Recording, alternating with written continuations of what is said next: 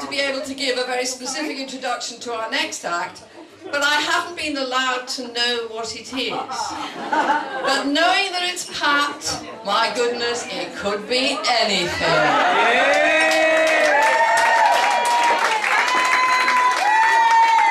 This one, I had to keep notes because it's such a long time ago. It all started with World War II. And that was a big life change for many people. And my family moved out of London and we went to live in the Thames Valley. I was 6 at the time. And we lived this wonderful country life with bombs going off somewhere else. By the river. And lots of animals and vegetables and things, and I became very fond of the country way of living. So this is why I haven't got no Wellingtons, but you know. Anyway, I went on like this. I was absolutely mad on all sorts of animals, loved animals, and so much so that I even had a little baby mouse that was blind, and I kept it unbeknown to my mother in my pocket for about a fortnight, and by that time it got to know its way around and it could manage to live without me, so it went out of my pocket and went somewhere else. But anyway, by the time I was 12, I was quite determined that I was going to be a farmer. And my parents were slightly put out about this because I think they had different ideas. And this went on for a long time. I was encouraged to think of other things. But by the time I was 18, I was still determined I was going to be a farmer. So my father finally capitulated and said, well, all right, you can go to agricultural college. And I think he probably thought I might meet a rich landowner or something to have a decent life. Anyway, before you go to college, you have to get practical experience very sensibly. So I went to do hard labour for 18 months on a farm in North Wales, where we chased sheep, and we did chase sheep because the farmer couldn't. He didn't have a dog. So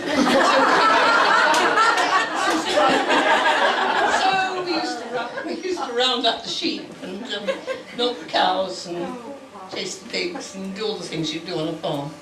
So, after that, what happened after that? I can't remember. Oh yes, we used to do hand milking, that was fun. Chasing sheep, pigs, hand milking, all very demanding and quite tiring. Sometimes a bit lonely. You can't really talk to the trees. So I started talking to the animals and birds, and I thought what I would do is describe perhaps a typical day on this farm. We'd start at 5:30 in the morning, crack of dawn. We, in this country, I think we call it cock crow, but that's rather rude, I think, to Americans. They probably call it rooster crow there. And, sorry, you would know. So we get up and get the cows up, and I'm ashamed, oh yes, the cock crow. I was going to tell you what happens. I mean, you know, the dawn breaks on the sky, and then you hear this cock crowing, and he goes,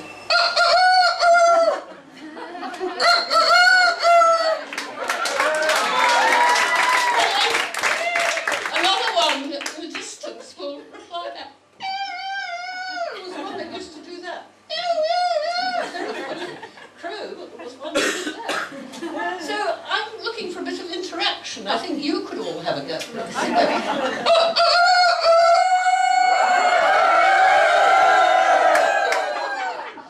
And again.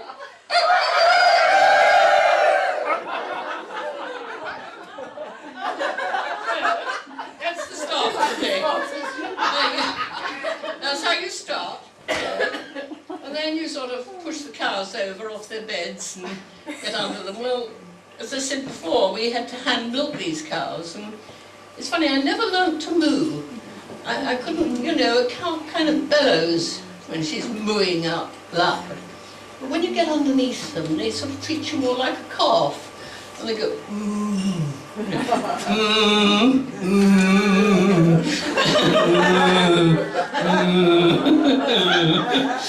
you kind of talk back to them, you know, you get warmed up that way.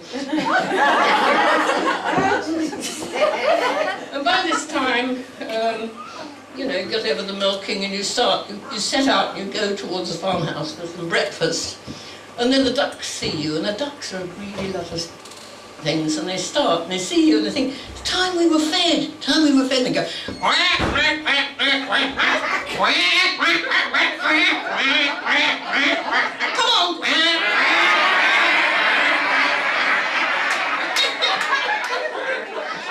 So you have to feed the ducks, you know, before you can have your breakfast. Anyway, breakfast's over, and then by this time, the hens are out and they're busy scratching away, you know.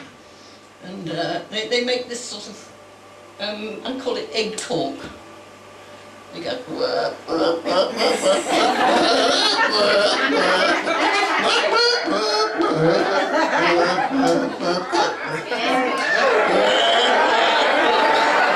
I'm gonna lay a bigger egg than you.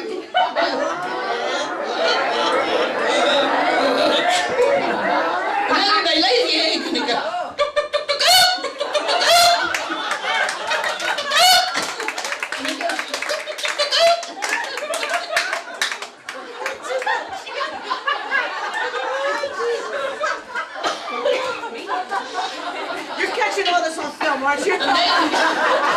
and then the turkeys start, you know, it's before Christmas, so the turkeys start, and they think, oh, what else?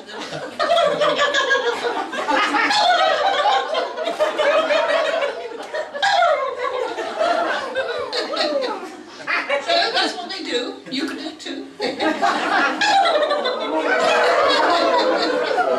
Exactly, you sound like a herd of turkeys. A flock of turkeys, sorry. Turkeys. In the meantime, the pigs are going and so on, and so on. And the ducks do it again, they go quack, quack, quack, quack, quack, quack. And the sheep are in the background too, they go meh, meh.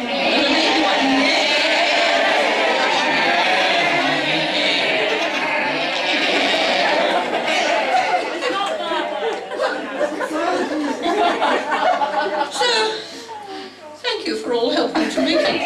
For me to make an ass of myself when I